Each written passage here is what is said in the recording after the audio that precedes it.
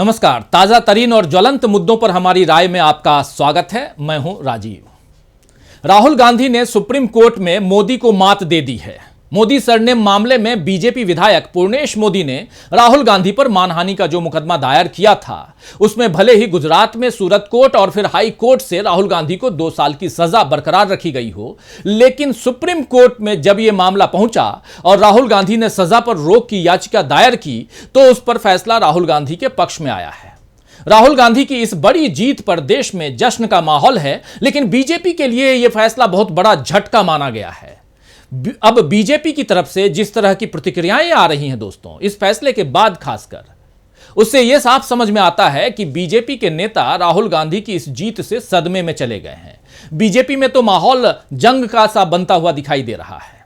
जी हां, बिल्कुल आप सही सुन रहे हैं। अब तक स्मृति ईरानी पर तंज कसा जाता था कि वो राहुल गांधी ट्रोल मंत्रालय की मंत्री बन गई हैं, क्योंकि राहुल गांधी के हर कदम पर स्मृति ईरानी वार करती थीं, उन पर आरोप लगाती थीं। इस तरह से बीजेपी आलाकमान के सामने नंबर बढ़ाने की गुंजाइश रहती थी और पार्टी में कद भी बढ़ता था। लेकिन अब स्मृति ईरानी को कंपटीशन देने हिमंता बिस्वा शर्मा मैदान में आ गए हैं। आप जानते हैं कौन है हिमंता बिस्वा शर्मा? असम के मुख्यमंत्री हैं। पहले वो कभी कांग्रेस में रह चुके हैं, लेकिन आजकल राहुल गांधी को ट्रोल करते हैं। अब राहुल गांधी पर हिमंता बिस्वा शर्मा भी बढ़ चढ़कर वार करते हैं और सुप्रीम कोर्ट के फैसले के बाद तो ऐसा लग रहा है कि हिमंता बिस्वा शर्मा ने स्मृति ईरानी पर बढ़त बना ली है। अब देखना दिलचस्प होगा दोस्तों कि इस बार बीजेपी आलाकमान की नजर में स्मृति ईरानी ज्यादा चढ़ती हैं या हिमंता बिस्वा शर्मा ज्यादा चढ़ते हैं। अगर हिमंता बिस्वा शर्मा राहुल को ट्रोल करने में बाजी मार गए तो क्या स्मृति ईरानी कोई और मोर्चा संभालेंगी या फिर वो पहले से ज्यादा मेहनत राहुल को ट्रोल करने में लगाएंगी? वैसे राहुल गांधी को निशाने पर लेने की इस जंग में केवल स्मृति ईरानी और हिमंता बिस्वा शर्मा ही नहीं हैं, बल्कि बीजेपी नेता अमित मालवीय भी काफी मेहनत कर रहे हैं। चलिए पहले देखते हैं कि असम के मुख्यमंत्री हिमंता बिस्वा शर्मा ने सुप्रीम कोर्ट के शुक्रवार के फैसले के बाद क्या प्रतिक्रिया दी थी। दरअसल हिमंता बिस्वा शर्मा ने कहा था कि दोहरेपन की पराकाष्ठा, जब आप दोषी पाए जाते हैं तो आप न्यायपालिका को गाली देते हैं और जब वही न्यायपालिका आपको जमानत दे देती है तो आप कहते हैं कि न्याय की जीत हुई। तो हिमंता बिस्वा शर्मा ने इसके अलावा एक और ट्वीट किया है, जिसमें उन्होंने सुप्रीम कोर्ट के पूरे फैसले की कॉपी डाली है और यह साबित करने की कोशिश भी की है कि सुप्रीम कोर्ट ने कैसे राहुल गांधी को नसीहत दी है। इस ट्वीट से समझा जा सकता है कि हिमंता बिस्वा शर्मा को राहुल गांधी की जीत पच नहीं रही है और वो किसी भी तरह से यह साबित करने में लगे हैं कि राहुल गांधी के पक्ष में फैसला नहीं आया है। अब हिमंता बिस्वा शर्मा चाहे जितने ट्वीट कर लें, सच तो बदलेगा नहीं दोस्तों। इधर दूसरी तरफ बीजेपी के नेता और कहते हैं कि अमित मालवीय जो हैं वो ट्रोल आर्मी के लीडर भी हैं। हालांकि बीजेपी का जो सोशल मीडिया विंग है उसके वो चेयरमैन हैं, कर्ता धर्ता हैं। तो अमित मालवीय तो हिमंता बिस्वा शर्मा से एक कदम और आगे निकले हुए नजर आ रहे हैं।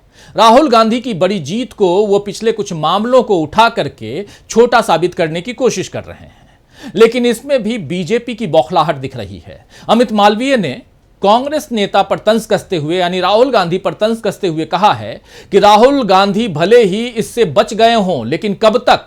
इसके अलावा राहुल गांधी के खिलाफ कई अन्य आपराधिक मानहानि के भी मामले लंबित हैं। अमित मालवीय ने कहा है कि नेशनल हेराल्ड घोटाले में भी राहुल गांधी अपनी मां सोनिया गांधी के साथ आरोपी हैं और फिलहाल जमानत पर बाहर हैं। इनमें से किसी में भी दोषी पाए जाने पर उन्हें फिर से अयोग्य ठहराया जा सकता है।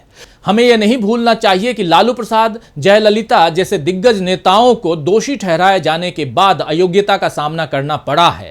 राहुल गांधी यहां मुश्किल में हैं, लेकिन अभी संसद कुछ ढिलाई बरत सकती है।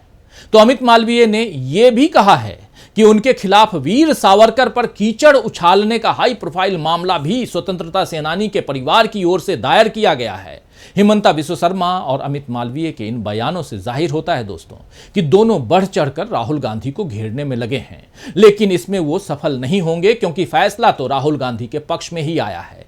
ये जो सच है, इस सच को बीजेपी झुठला नहीं सकती है। शायद ये सच स्मृति ईरानी को समझ में आ गया है, इसीलिए वो अब तक इस मामले पर कुछ बोल नहीं रही हैं। लेकिन सोशल मीडिया पर स्मृति ईरानी का मजाक बनाया जा रहा है। कई मीम्स सामने आए हैं, जिनमें सास भी कभी बहू थी के एक सीन को राहुल गांधी पर आए फैसले से जोड़ा जा रहा है। इस सीन में तुलसी वीरानी यानी स्मृति ईरानी को दुखी और रोते हुए दिखाया गया है और ऐसा दिखाया गया है कि राहुल गांधी की जीत से स्मृति ईरानी सदमे में चली गई हैं। ये मीम्स में उधर से लेकर के, और उनके हाथों से फूल जो हैं वो गिर गए हैं और वो खूब रो रही हैं। स्मृति ईरानी को सोशल मीडिया पर निशाने पर लेने की एक बड़ी वजह यह भी है कि वो हमेशा राहुल गांधी को घेरती रही हैं, उन्हें हर बात के लिए जिम्मेदार ठहराती हैं। चाहे राहुल गांधी अमेरिका जाएं या मणिपुर जाएं, स्मृति ईरानी उन पर किसी न किसी बहाने उंगली उठाती रही हैं, आप सबने देखा है। अभी संसद में तो उन्होंने मणिपुर की अशांति के लिए भी राहुल गांधी को ही जिम्मेदार ठहरा दिया था और इसी वजह से स्मृति ईरानी को राहुल गांधी ट्रोल मंत्रालय का मंत्री भी कहा जाता है। लेकिन अब स्मृति ईरानी ने सुप्रीम कोर्ट के फैसले पर कुछ नहीं कहा है, तो इस पर आश्चर्य जताया जा रहा है। कयास तो ये भी लग रहे हैं कि अगले चुनाव में स्मृति ईरानी शायद अमेठी से न लड़ें। इसकी एक बड़ी वजह यह है कि दरअसल राहुल गांधी से स्मृति ईरानी को चुनावी मात मिलने की खबर सामने आ गई है।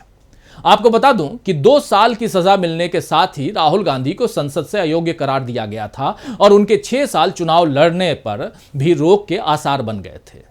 लेकिन सुप्रीम कोर्ट के इस फैसले के साथ ही राहुल गांधी के 2024 का चुनाव लड़ने की संभावनाओं पर छाए अगर मगर के बादल छट गए हैं।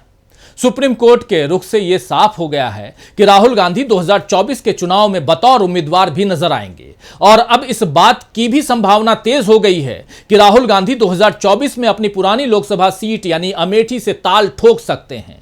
अगर राहुल अमेठी से उतरे तो फिर स्मृति ईरानी का क्या होगा, यह भी बड़ा सवाल है, क्योंकि हाल ही में लोकसभा चुनाव को लेकर इंडिया टीवी के ओपिनियन पोल के ताजा आंकड़े जो सामने आए हैं, उस आंकड़े के अनुसार, जो ओपिनियन पोल में आंकड़े हैं उस अनुसार 80 लोकसभा सीटों वाले राज्य उत्तर प्रदेश में भाजपा को अपने दम पर 70 और साथियों के दम पर यानी साथियों के साथ 73 सीटें मिलने का अनुमान जताया गया है। लेकिन इस ओपिनियन पोल में चौंकाने वाली बात यह है कि अमेठी में अगर राहुल गांधी केंद्रीय मंत्री स्मृति ईरानी के खिलाफ लड़ते हैं तो वो यहां से जीत सकते हैं। अगर अमेठी से राहुल गांधी चुनाव जीत जाते हैं तो बीजेपी की बाकी जो सारी सीटों की पर जो जीत है उसके आगे फीकी पड़ जाएगी, ये तो साफ है। आपको बता दूं कि दिसंबर 2022 में स्मृति ईरानी ने एक ट्वीट के जरिए राहुल गांधी को चुनौती दी थी, आप अमेठी से भाग तो नहीं जाएंगे। स्मृति ईरानी ने लिखा था, सुना है राहुल गांधी ने अपने किसी प्रांतीय नेता से अभद्र तरीके से 2024 में अमेठी से चुनाव लड़ने की घोषणा करवाई है, तो क्या आपका अमेठी से लड़ना पक्का समझूं? दूसरी सीट पर भागेंगे तो नहीं, डरेंगे तो नहीं। लेकिन अब सुप्रीम कोर्ट में राहुल की जीत और इस सर्वे के बाद सवाल उठ रहे हैं दोस्तों कि क्या डरने और मैदान से पीछे हटने की बारी अब स्मृति ईरानी की आ गई है? जरा गौर फरमाइए कि एक तरफ स्मृति ईरानी हैं जिनके लिए अमेठी का चुनाव मुश्किलों भरा होने वाला है और दूसरी तरफ हिमंता बिस्वा शर्मा हैं जो खुद को सुर्खियों में बनाए रखने की खातिर कई विवादित बयानों से घिरे नजर आते हैं। याद कीजिए कि अमेरिका के पूर्व राष्ट्रपति बराक ओबामा को लेकर भी उनका बयान यानी हिमंता बिस्वा शर्मा का बयान चर्चा में रहा था। मगर चाहे स्मृति ईरानी हो या हिमंता बिस्वा शर्मा, दोनों का मकसद आलाकमान की नजरों में खुद को ऊपर रखना है। ऐसे में राहुल गांधी के मामले में स्मृति ईरानी पिछड़ती हुई नजर आ रही हैं। अब सवाल उठता है कि क्या स्मृति को अब राहुल ही नहीं बल्कि अपनों से भी मुकाबला करना होगा? अभी तो देखते जाइए कि आगे आगे होता है क्या। यह सियासत है बड़ी दिलचस्प चीज। बहुत शुक्रिया आप सभी का। नमस्कार।